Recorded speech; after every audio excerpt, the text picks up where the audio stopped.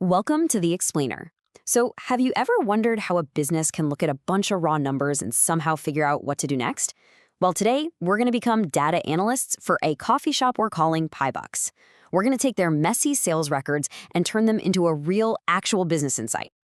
Okay, let's kick things off with a problem I think we've all seen before. You open up a spreadsheet and it's just a wall of data. It's chaotic, it's confusing, and honestly, at first glance, it tells you pretty much nothing.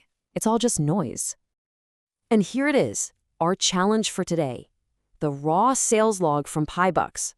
You can see we've got columns for the date, the product, the revenue, but wait, hang on. Take a closer look at that row near the bottom. The product name is just missing. It says none. Yep, this is exactly what real-world data looks like. And right now, it's not very helpful. So, this is the big question, right? How do we get from that messy, imperfect file to something that actually means something? How do we find the story that's hiding inside all those numbers? The story that can help the business make smarter moves?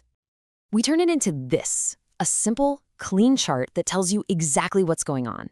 Anyone, and I mean anyone, from the newest employee to the CEO can look at this and get it in like 2 seconds. This chart tells a story, and today we are going to walk through step-by-step how to create this using an amazing tool called Pandas. All right, so here's our game plan. We'll start with the data challenge and introduce our super-powered spreadsheet.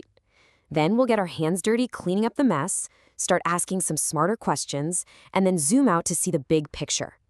And finally, we'll connect it all back to making a real decision. Let's do it. So our mission is pretty clear. Make sense of this PieBucks sales data.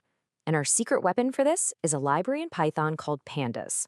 You know, if you think of Python as a giant workshop, Pandas is like this amazing high-tech workbench that's built specifically for working with data.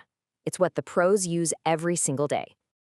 Okay, first things first. Before we can start analyzing anything, we need to get our data into a format that we can actually work with, something we can tell what to do. And in the world of Pandas, that structure is called a data frame. Honestly, the best way to think about it is like a spreadsheet on steroids.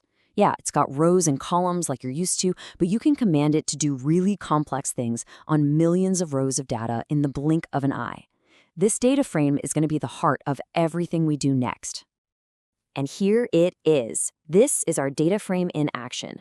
We've loaded all that PieBucks data into it, and with a super simple command, df.head, we're basically just telling Pandas, hey, just show me the first few rows so I can see what I'm working with.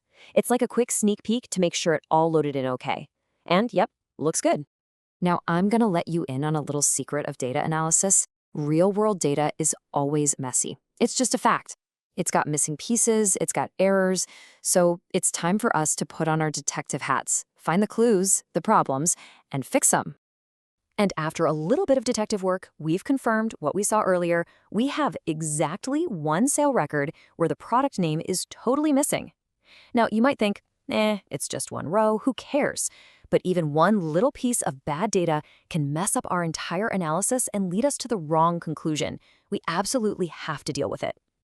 So we get to a classic crossroads in data cleaning. What do? We could just drop the whole row. It's easy, it's fast, but we'd lose the revenue data from that sale. The other option is to fill it in. Maybe we call it unknown, or maybe we fill it with our most popular item. For our purposes today, let's say we make an educated guess and fill it in. That way we get to keep all the other useful info in that row. Okay, our data is now clean and tidy. This is where the real fun starts. We're moving beyond just fixing problems, and we're going to start creating new information from the data we already have. This is going to let us ask some much more interesting questions. So let's imagine the PieBucks management team wants to know the price per item for these sales. Well, we don't have a column for that, but we've got everything we need to make one. The logic is simple, right? We just take the revenue from the sale and divide it by the number of items sold.